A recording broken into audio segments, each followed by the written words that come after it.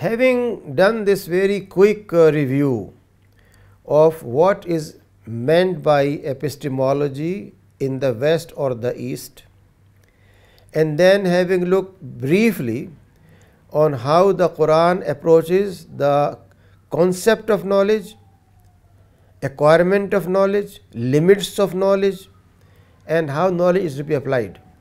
Having done that, now we are at a point where we are addressing the fruit of our discussion, and that is how to Islamize existing knowledge. When we say epistemology, it means Islamic theory, Islamic concept of knowledge. How can we apply this knowledge in our everyday life and in our academic pursuits? So, first and foremost is understanding features, characteristics of secular epistemology. If we don't understand that, we cannot move forward. First step, therefore, is to understand what kind of knowledge exists around us. Whether you are a researcher in computer science, in physics, in anatomy, in psychology, in any area, what is the basis of a theoretical construction in that knowledge? All psychology, behavioral psychology, is based on the material understanding of behavior, or unconscious but not conscious. The whole Freudian paradigm is based on unconscious, not cognitive, not emotional intelligence, but something blind. And same applies to linguistics and many areas. All disciplines are based on that paradigm, that concept of knowledge, which is based on senses, sense experience. So we understand that. Secondly, understanding Islamic foundations of knowledge. Islamic knowledge is founded on Wahi, but that Wahi has two forms. One is the Quran, other is Sunnah or Hadith. Without understanding these two, we cannot discover what's Islamic approach to knowledge. Therefore, this discussion of epistemology is followed by two discussions, one on the Quran as source of thought, and then the second, Hadith as source of thought, and then fiqh as source of thought. So, we have to understand what are the Islamic foundations of knowledge, and then how to do theory construction, how to build a theory, what are methods of that, and similarly how to create knowledge.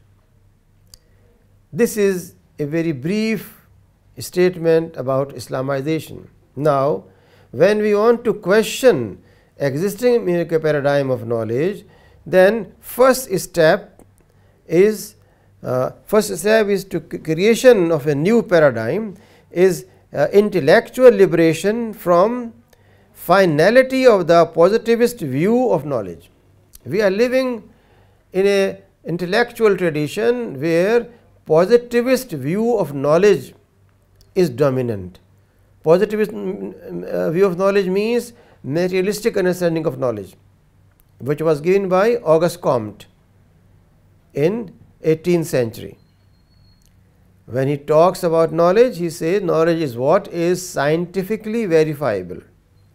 Secondly, understand the secular worldview, individualism, materialism, dualism, ethical relativism, what is their origin, how these concepts operationalize, and how those could be critically reviewed. And then a critical review and analysis of understanding of man as social animal, economic animal, psychological animal, all those concepts which relate with economy, psychology, sociology, anthropology, medical science, which look on man from that perspective, are to be properly understood.